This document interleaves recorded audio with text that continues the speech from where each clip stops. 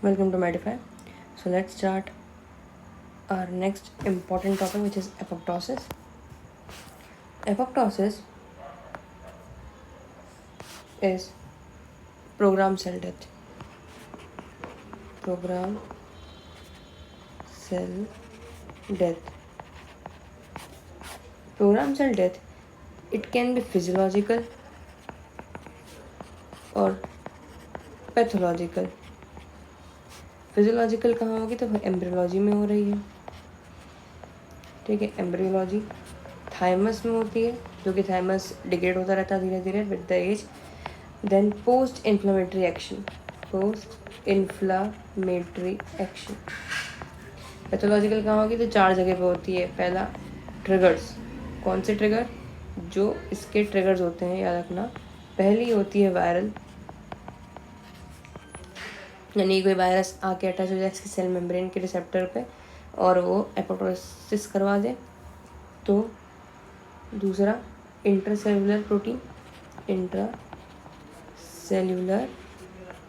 Protein. और तीसरा, DNA mutation. DNA mutation. ठीक है, तो ये सारी चीज़ें जो हैं अब तक अपन ने देखी कि एपोप्टोसिस क्या होता है. प्रोग्राम सेल डेथ होती है. फिजियोलॉजिकल भी होता है, पैथोलॉजिकल भी होता है. फिजियोलॉजिकल में देखेंगे तो एम्ब्रियोलॉजी, थाइमस और पोस्ट इन्फ्लामेटरी रिएक्शंस में होती है. पैथोलॉजिकल में इसके 3 ट्रिगर्स अपने पास: वायरल इन्फेक्शन, इंट्रासेलुलर प्रोटीन्स और डीएनए म्यूटेशन. अब याद रखना, इंट्रासेलुलर प्रोटीन यानी कि सेल के अंदर के प्रोटीन, ये होंगे एंडोजीनियस ट्रिगर.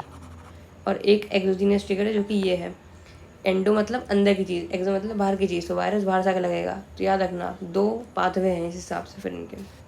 ये देखो, एपोप्टोसिस को शुरू करने के 2 पाथवे होते हैं. 2 इनिशिएटर पाथवे होते हैं. क्या होते हैं? 2 इनिशिएटर पाथवे होते हैं. एक होता है इंट्रिंसिक पाथवे और एक होता है extrinsic pathway. Extrinsic pathway execution phase में क्या होगा? यानी कि एग्जीक्यूशन पाथवे में क्या होगा? एक ही पाथवे होता है. ठीक है, एग्जीक्यूशन फेज में क्या होगा? एक ही पाथवे होता है. तो इसमें तुमको पता क्या चलेगा? वो पाथवे किसका होता है? एंडोन्यूक्लियस का होता है. एंडोन्यूक्लियस का होता है. अब सुनना, जो इंट्रिंसिक वाला होता है उसमें आता है कास्पेज 9. ये कास्पेज क्या होता है वो तुमको बताऊंगा मैं. तो इंट्रिंसिक पाथवे में आता है कास्पेज 9 और एक्सट्रिंसिक पाथवे में आता है कास्पेज 8 और 10. ठीक है, कास्पेज 8 और 10 आता है तुम्हारा एक्सट्रिंसिक में. इंट्रिंसिक में आता है कास्पेज 9. हाँ, और तुम्हारा जो एग्जीक्यूशन फेज है उसमें कौन कौन से कास्पेज एक्टिवेट होते हैं? तो उसमें होते हैं कास्पेज 3 और 6. ठीक है, कास्पेज क्या होते हैं, इनिशिएटर, एग्जीक्यूशन, सब बताऊंगा. आपको शुरू करते हैं अपन. सबसे पहला इनिशिएटर पाथवे, जो कि सबसे पहले पाथवे होता है. इनिशिएटर पाथवे में अपन सबसे पहले शुरू कर रहे हैं एक्सट्रिंसिक पाथवे या इनिशिएटर फेज में. सबसे पहले शुरू करते हैं एक्सट्रिंसिक पाथवे, यानी कि एक वायरल इन्फेक्शन कैसे अफेक्ट कर सकता है अपने एपोप्टोसिस को. शुरू कैसे कर सकता है? देखो, ये अपना सेल है. सेल के बाहर होते हैं ये. अब ये क्या चीज़ है? This is fast receptor, FAS receptor. This is fast receptor of TNF family. अब एक बात बताओ कि ये जो TNF है ये क्या है? Tumour necrotizing factor. क्या है? Tumour necrotizing factor. तो ट्यूमर नेक्रोटिंग फैक्टर से आके तुम्हारा उसकी फैमिली का एक रिसेप्टर है, फास्ट रिसेप्टर. वो है सेल की मेम्ब्रेन पे. अब जैसे वायरस आया सो वो उसके लिगेंड से अटैच होगा. वो यहाँ पे लिगेंड बन के, लिगेंड क्या होता है? जो ड्रग्स होती है फार्मा में, अपन ड्रग को लिगेंड बोलते हैं. फार्माडायनेमिक्स में सेम कहानी है. वायरस जो होता है वो इस पे जाके अटैच होगा, इसका लिगेंड बन के. किसका लिगेंड बन के? FAS रिसेप्टर का लिगेंड बन के. और वो बनाएगा ये FASL. क्या बनाएगा? FASL बनाएगा. FASL क्या है? Fast ligand. FAS एसोसिएट, हाँ उसके बाद में ये जो FASL है ये कन्वर्ट हो जाएगा FADD में। FADD क्या होता है? Fast associated death domain. FADD जो होता है वो एक एक्टिव सब्सटेंस होता है जो कि एक्टिवेट करता है तुम्हारे प्रो कास्पेस को एक्टिव कास्पेस में। कौन से एक्सट्रिंसिक पाथवे में कौन कौन से एक्टिव हो रहे थे याद बताओ?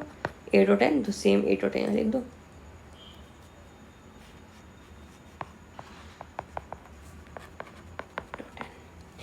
तो भैया ये है तुम्हारा एक्सट्रिंसिक पाथवे। इसको एक और बार समझा देता हूँ। सेल में के मेम्ब्रेन पे होते हैं फास्ट रिसेप्टर, वायरस आएगा उससे अटैच होगा, वो कन्वर्ट हो जाएगा FASL में यानी कि फास्ट लिगेंड में। फिर जो फास्ट लिगेंड है ये डेवलप होकर बन जाएगा FADD। क्या होता है FADD? Fast associated death domain. FADD जो होता है वो कन्वर्ट करता है तुम्हारे प्रो कास्पेस को एक्टिव कास्पेस में। यहाँ तक समझ में आ गया? चलो ठीक है। अब बात करते हैं अपन किसकी? इंट्रिंसिक पाथवे की, यानी कि सेल के अंदर से कैसे शुरू करेंगे अपन एपोप्टोसिस, कोई पैथोलॉजिकल। तो याद रखना सेल के अंदर होते हैं फैक्टर्स, एंटी एपोप्टोटिक फैक्टर।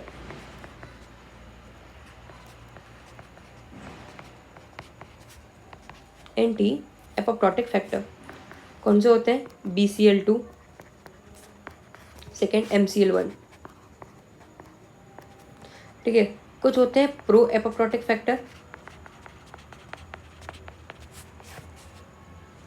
बाक और बक्स। ठीक है। और कुछ होते हैं sensors of cell stress, sensors of cell stress. ये कौन से होते हैं? बिम और बेड। ठीक है। अब सुनना हो क्या रहा है इसमें। ठीक है।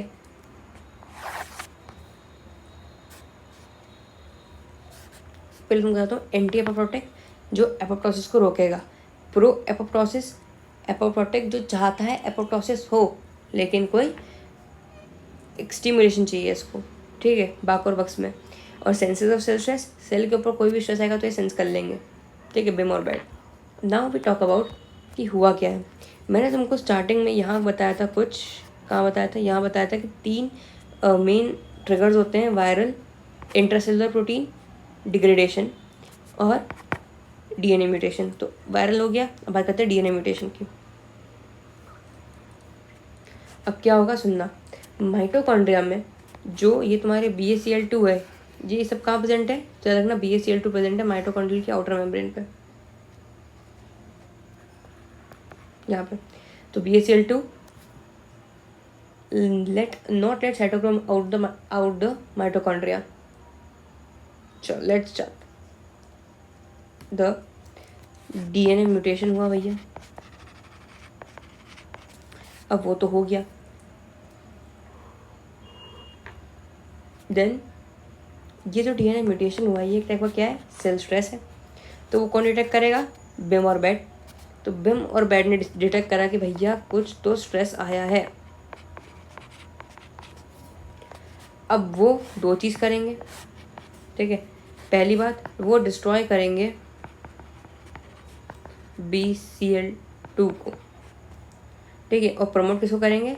प्रमोट करेंगे बाक्स और बक को। ये देखो, अब इसने क्या करा, बिम और बेड ने सेल को स्ट्रेस करा, सेल स्ट्रेस को उसने सेंस करा, सेंस करके वो क्या एंटी एपोप्टोटिक के पास में गया जो कि एपोप्टोसिस को रोकते हैं, उसने उनको डिस्ट्रॉय कर दिया, BCL2 को डिस्ट्रॉय कर दिया। फिर वो किसके पास गया? प्रो एपोप्टोटिक के पास जो कि एपोप्टोसिस कॉज कराएंगे, लेकिन उनको एक स्टिमुलस चाहिए था, वो इसने बिम और बेड ने दे दिया किसको? बक और बक्स को। उसके बाद क्या होगा, ये प्रमोट करता है, promote exit of cytochrome C। अब ये साइटोक्रोम C क्या है? देखो जो BCL2 है वो कहाँ प्रेजेंट होता है? तो माइटोकॉन्ड्रिया की आउटर मेम्ब्रेन पे, आउटर मेम्ब्रेन पे। ठीक है, अब उस आउटर मेम्ब्रेन पे BCL2 प्रेजेंट है, तो वो BCL2 क्या करेगा?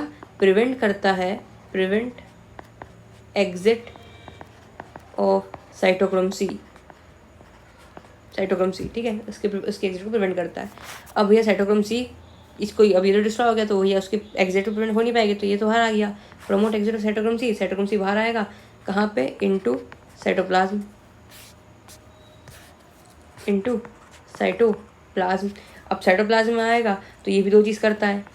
पहली चीज़, ये साइटोक्रोम सी जो होता है वो एंटागोनिस्ट होता है इनहिबिटर्स ऑफ एपोप्टोसिस के। किसका एंटागोनिस्ट होता है, antagonist to inhibitors of apoptosis, ताकि एपोप्टोसिस हो, रुके ना। और ये क्या होते हैं तो याद रखना, ये होते हैं तुम्हारे डायब्लो, ठीक है। Plus IAP, what is IAP, inhibitors of apoptosis, उनको यह कर देता है डिस्ट्रॉय, कौन, साइटोक्रोम सी। और दूसरी कहाँ जाता है, तो दूसरी जगह जाता है ये APAF के पास। अब APAF क्या है, APAF क्या है, तो एपोप्टोसिस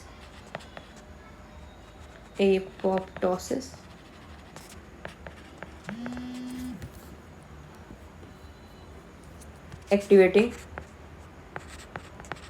फैक्टर, ठीक है। तो वो एपोप्टोसिस एक्टिवेटिंग फैक्टर को एक्टिव कर देगा, जो कि प्रोकास्पेस, कौन से वाले को, बताओ ऊपर देखो, इंट्रेंसिक वाला एक्सटेंसिव वाला किसको कर रहा था, 8 और 10 को। इंट्रेंसिक वाला किसको करेगा, 9 को। Very good. तो किसको कर देगा, ये प्रोकास्पेस 9 को कन्वर्ट कर देगा कास्पेस 9 में, ठीक है। देन वी टॉक अबाउट, यहाँ तक हम बात कर रहे थे इनिशिएटर फेज की। किसकी बात कर रहे थे अपन, इनिशिएटर फेज की। अब तक अपने पास क्या क्या हो गया है, कास्पेस 8, 10 और 9 हो चुका है, ठीक है। ये सारे अपने पास एक्टिव फॉर्म में है। अब बात करते हैं एग्जीक्यूशन की, कि इसका अपने को करना क्या है। तो आओ अब बात करते हैं अपन एग्जीक्यूशन फेज की। तो एग्जीक्यूशन फेज में इसमें होता क्या है, सबसे पहली चीज़, इसमें एक्टिवेशन होता है किसका, कास्पेस 3 और 6 का। सेकेंडली, इसमें एंडोन्यूक्लियस जो होते हैं, इसमें एंडोन्यूक्लियस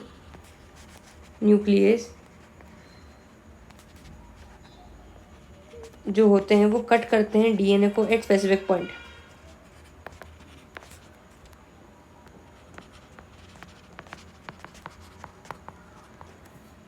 अब सुनना होगा क्या, ये सेल है, ऐसा हो जाएगा, नहीं। यही तो खास बात है। नेक्रोसिस में अपन ने पढ़ा था कि सेल क्या हो रहा था, स्वेल हो रहा था, करेक्ट। यहाँ अपन पढ़ेंगे कि सेल श्रिंक हो गया। ये देखो, सेल श्रिंक ही नहीं हुआ है, बल्कि वो एकदम डार्क पिंक हो चुका है।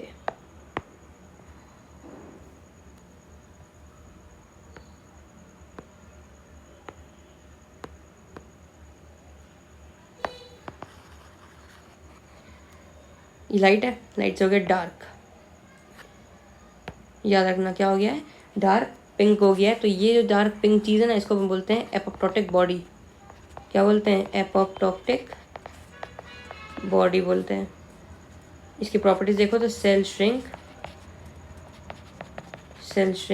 दूसरी इंटेंस इओसिनोफिल,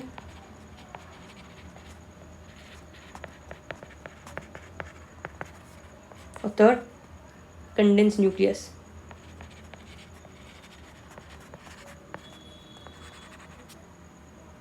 ठीक है, और इसको हम बोलते हैं एपोप्टोटिक बॉडी। नाउ अब तक हुआ क्या है, अब तक ये हुआ है कि ये जो कास्पेज आए थे, कौन से, 8, 9 और 10, इन्होंने एक्टिव किया कास्पेज 3 और 6 को, और एंडोन्यूक्लियस एक्टिव हुआ। जिस एंडोन्यूक्लियस ने क्या करा, जिस एंडोन्यूक्लियस ने तुम्हारे DNA को स्पेसिफिक पॉइंट पर काट दिया, ठीक है। अब क्या होगा, अब तुम्हारे DNA जो कटा हुआ है उसका होगा फ्रेगमेंटेशन। उसका क्या होगा, फ्रेगमेंटेशन हो जाएगा, ठीक है। तो उस DNA का हो गया फ्रेगमेंटेशन, लिख देते हैं। तो DNA का फ्रेगमेंटेशन हो गया। अब वो जो फ्रेगमेंटेशन हुआ है तो उससे क्या होगा, अब देखो, अब आएगा अपना मेन आदमी, तो सिग्नल्स ऑफ मैक्रोफाज या फॉर मैक्रोफाज। कि मैक्रोफाज कैसे आएगा। सबसे पहला जो कॉम्प्लीमेंट प्रोटीन है वो तुम्हारी एपोप्टोटिक बॉडी को लाइन करेंगे। सुनना, कॉम्प्लीमेंट प्रोटीन लाइन एपोप्टोटिक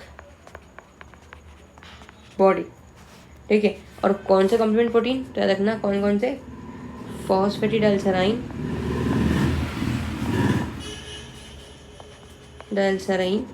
और थ्रोम्बोस्पोरिडिन।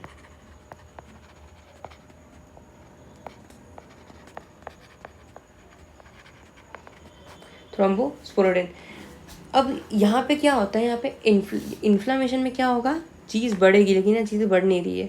तो याद रखना मैक्रोफेज बिना इन्फ्लामेशन करे या बिना अपना कोई सब्सटेंस सिक्रीट करे उस सेल को खाएगा जो सेल नेक्रोज है, या जो एपोप्टोटिक बॉडी उसको खाएगा।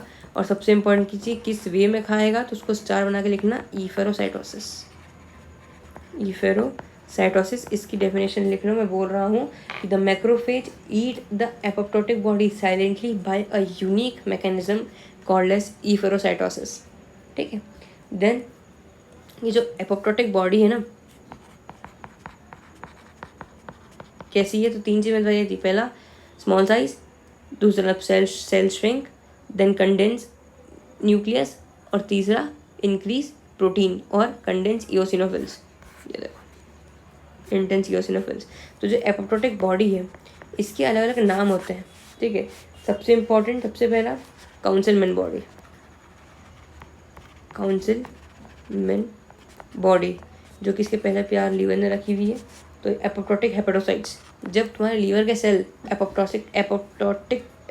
एपोप्टोसिस करेंगे तो उस सेल को बोलते हैं अपन Councilman body, apoptotic hepatocyte. And second is colloid और क्लीवेट। कोलोइड और कीवेलेट ये लाइकेंस में होता है। अपने काम करनी है, अपने काम की है काउंसिलमेन बॉडी याद रखना। इसको काट भी तो फर्क नहीं पड़ता, इसको याद रखना। काउंसिलमेन बॉडी होती है एपोप्टोटिक हेपेटोसाइट्स के लिए बनती है। देन सबसे इंपॉर्टेंट होता है कि माइक्रोस्कोपी में कैसे देखेंगे, तो माइक्रोस्कोपी में एपोप्टोटिक बॉडी अलग ही दिख जाती है। सबसे पहले इसकी बहुत इंटेंस होती है, छोटे छोटे सेल होते हैं। जो तुम्हारा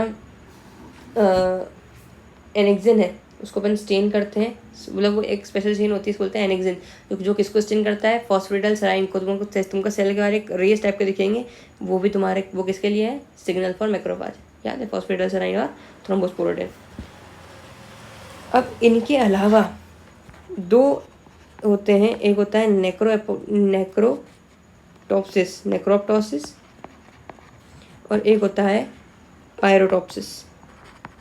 ये क्या चीज़ है, तो ये भी सेल इंजरी या सेल डिग्रेडेशन के 2 और पाथवे होते हैं जो कि बहुत सिंपल होते हैं। नेक्रोएपोप्टोसिस जो होता है या नेक्रोप्टोसिस जो होता है वो नाम से समझ में आ रहा है, नेक्रोसिस और एपोप्टोसिस का मिक्सचर होता है, ठीक है। ये एक वेरिएंट होता है सेल डेथ का, वेरिएंट ऑफ सेल डेथ, ठीक है।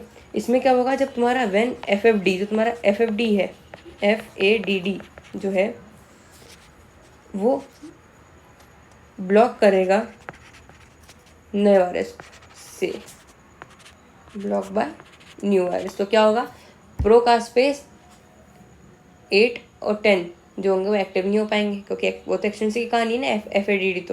तो क्या होगा, जब नया वायरस आएगा तो वो FADD को ब्लॉक कर देगा। तो उससे क्या होगा, तुम्हारा प्रोकास्पेस 8 और 10 जो होंगे एक्टिव नहीं हो पाएंगे। जब वो एक्टिव नहीं हो पाएंगे तो तुम्हारी एक्सटेंसिव पाथवे की एपोप्टोसिस ही नहीं हो पाएगी। तो उस वजह से जो मैकेनिज्म होता है वो एपोप्टोसिस का होता है, लेकिन जो वो कॉज नहीं हो पाता तो वो नेक्रोसिस कॉज कर लेता है। तो इसमें ये सबसे इम्पोर्टेंट दिखती किस में, तो ये पार्किंसन में दिखती है, ठीक है। तो किस में दिखती है, नेक्रोप्टोसिस किसका एग्जाम्पल है, तो पार्किंसन में ही दिखती है। क्या होता है, मैकेनिज्म इसमें होता है एपोप्टोसिस का, लेकिन हो जाता है नेक्रोसिस। लेकिन रिजल्ट क्या है, नेक्रोसिस का की फीचर और क्या है, inflame ER inflame endoplasmic reticulum, inflame endoplasmic reticulum या फिर इन्फ्लेम सेल।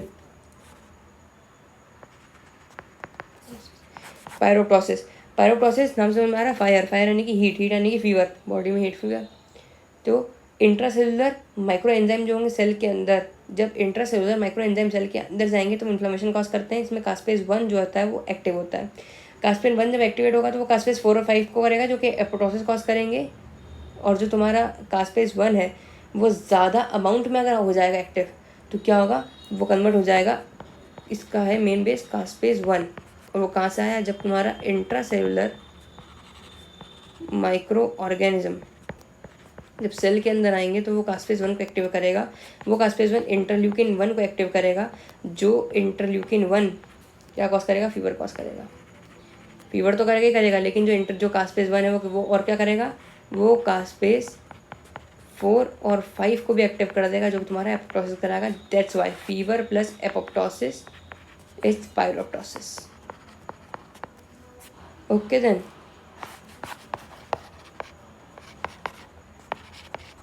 थैंक यू, आपका धन्यवाद बहुत बहुत, आपने अपना कीमती समय हमें दिया।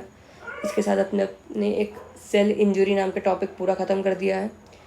एक टॉपिक बच रहा है इंटरसेलुलर एक्यूमुलेशन, देन उसके बाद पढ़ेंगे अपन इन्फ्लामेशन, और लास्ट में अपन पढ़ देंगे अब इसके साथ, उसके बाद में अपन पढ़ेंगे जेनेटिक्स, फिर कैंसर।